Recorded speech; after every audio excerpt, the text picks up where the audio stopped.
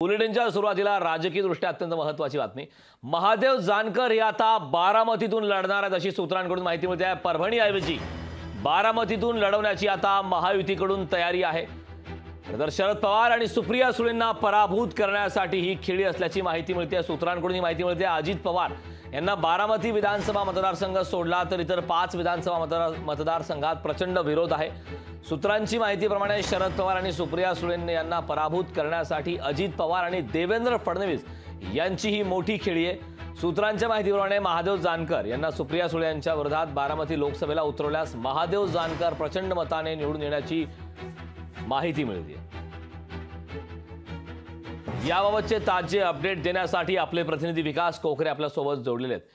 विकास, महादेव जानकर यांचं फॅक्टर हे बारामती लोकसभा मतदारसंघासाठी अत्यंत महत्त्वाचं आहे। या आधीच्या काही निवडणुकांमध्ये आपण ते पाहिलेले, मात्र कालपर्यंत अशी चर्चा होती की ते परभणीमधून निवडणूक लढणार, आता बारामतीतून ते लढतील अशी चर्चा आहे। काय सांगशील याबद्दल सविस्तर? काय समीकरण असतील कदाचित महादेव जानकर जर बारामती लोकसभा मतदारसंघातून निवडणूक लढले तर?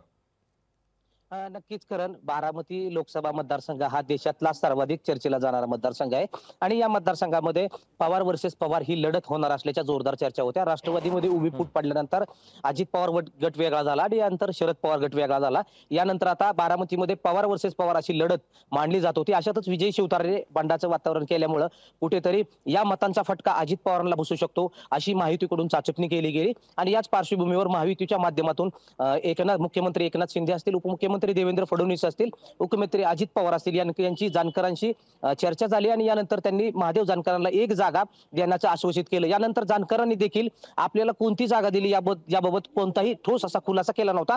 मात्र महायुतीचा जागा वाटपाचा तिढा सुटल्यानंतर ती जागा कोणती असेल आपण असं जाहीर करू असं त्यांच्याकडून सांगण्यात आलं होतं। जानकरांच्या याच वक्तव्यामुळे आता जानकर हे बारामती लोकसभा लढवण्याची शक्यता नाकारता येत नाही, कारण काही दिवसापूर्वी राष्ट्रीय समाज पक्षाची एक बैठक इंदापूरमध्ये झाली। या बैठकीमध्ये राष्ट्रीय समाज पक्षाच्या कार्यकर्त्यांकडून जानकरांनी बारामती लोकसभा मतदारसंघ लढवावा, जेणेकरून 2014 सालीचा वचपा जानकरांना काढता येईल। 2014 साली जानकर हे बारामती लोकसभा मतदारसंघासाठी तितकेसे परिचय नव्हते, मात्र आता जानकर हे बारामती लोकसभा मतदारसंघासाठी महत्वाचे ठरलेत, कारण बारामती लोकसभा मतदारसंघाचा विचार जर केला तर या ठिकाणी पवार विरोधी जी मतं आहेत ती जवळपास 5.5 लाख मतं आहेत आणि जी जिंकण्यासाठी जो आकडा लागतो तो 7.5-7 लाखाचा आकडा लागतो। जर जानकर उभा राहिले तर जानकर या ठिकाणी मोठ्या संख्येने निवडून येतील असा महायुतीचा पोल आहे आणि त्याच माध्यमातून एकनाथ शिंदे अजित पवारांच्या माध्यमातून या ठिकाणी जानकरांना उभे करण्याची तयारी सुरू आहे। जर सुप्रिया सुळेंचा जर पाडाव करायचा असेल खरं तर याआधी महादेव जानकर